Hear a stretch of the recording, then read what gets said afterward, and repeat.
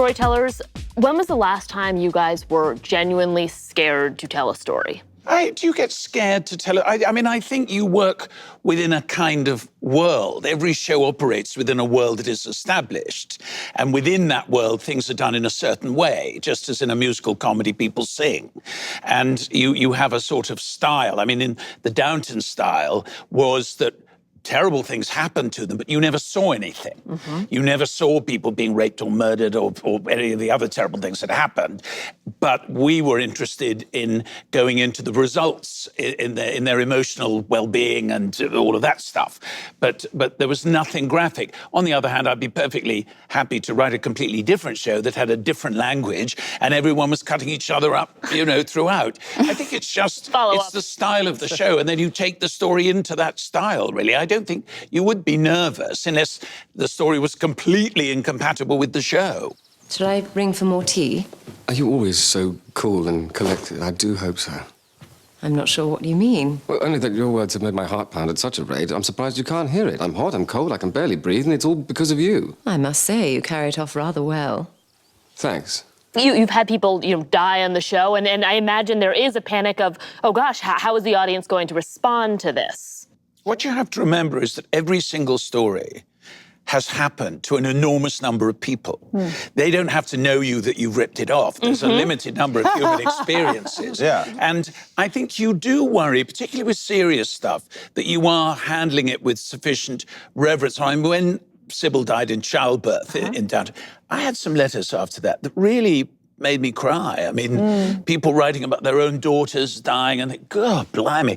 And you just think, I hope somehow this has been useful and not hurtful. Of course, the death of Matthew goes down as one of the great television crimes of our day. I'll never forgive you for that. And the letters I got. I mean, oh, did you get my letter? I will never watch anything ever again with your name on it. Well, it was a double death season, too. I mean, it wasn't just one death. It was relieved. There's nothing you can do. You can't get someone to have a facsimile of his head and wear it, Fair enough. So you just have to tough it through. Of course, the lovely thing is that the audience believes in the show to such an extent that they assume a character only dies because you've decided to kill them, not because they're desperate to get off into a show on Broadway, which is the real truth.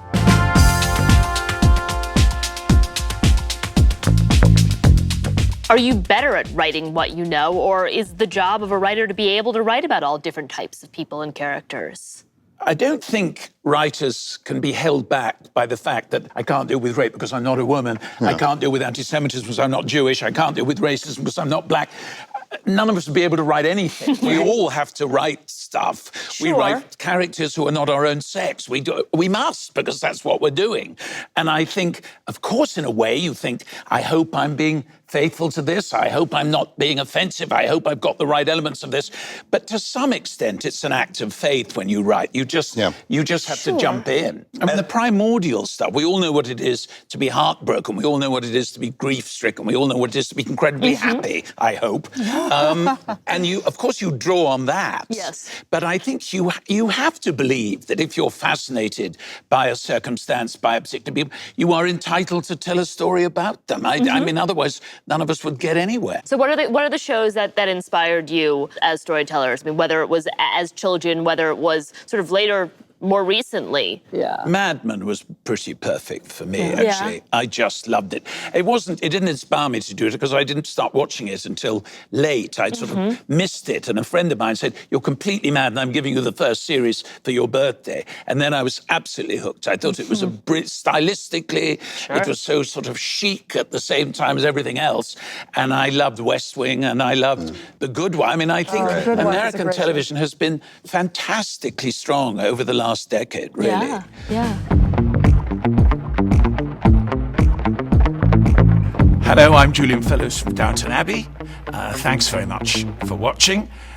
And mind you, subscribe for more videos from The Hollywood Reporter. Thank you very much. Well, you guys dropped one of my favorite F-bombs of all time. Yeah, we got the MF bomb. Yeah, the MF bomb. Yeah, we would get our letters.